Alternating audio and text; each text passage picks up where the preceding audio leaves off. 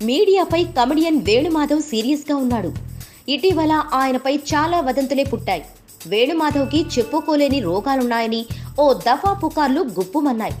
ఆ తర్వాత ఆయన చనిపోయాడని టీవీలో స్కోరింగ్లు కూడా వేశారు. వీటిపై వేణు ఆనాడే ఫైర్ అయ్యాడు.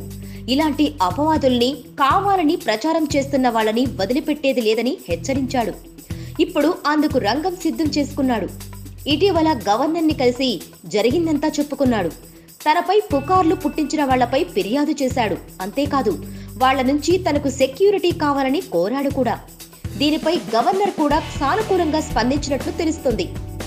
బయటకు వచ్చిన వేణుమాధవ్ మీడియా ముందు కన్నీళ్లు పెట్టుకున్నాడు. ఎవరైతే తనకు లేనిపోని రోగాలు అంటకట్టారో వాళ్లందరికీ ఛాలెంజ్ విసిరాడు. తాను మీడియా ముందు వైద్య పరీక్షలు చేయించుకోవడానికి సిద్ధమని, వాళ్లు సిద్ధమేనా అంటూ సవాల్ చేశాడు. అయితే వేణుమాధవ్ మాట్లాడుతూ కన్నీళ్లు పెట్టుకోవడం అందరినీ కలిచివేసింది. ఇదంతా తెర వెనుక నుంచి ఎవరో కావాలని చేస్తున్న కుట్రలా కనిపిస్తోందని, అందుకే వేణుమాధవ్ ఇంత సీరియస్ గా ఉన్నాడని ఆయన సన్నిహితులు చెబుతున్నారు. వేణుమాధవ్ త్వరలోనే కేసీఆర్ ని కలుస్తాడట. అక్కడైనా ఆయనకు సత్వర న్యాయం జరుగుతుందేమో చూడాలి. Please subscribe. Hi, it's me Purna. Please subscribe.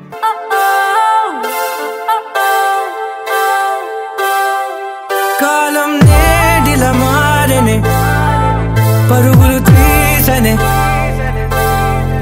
హృదయం వేగం వీడదే గతికే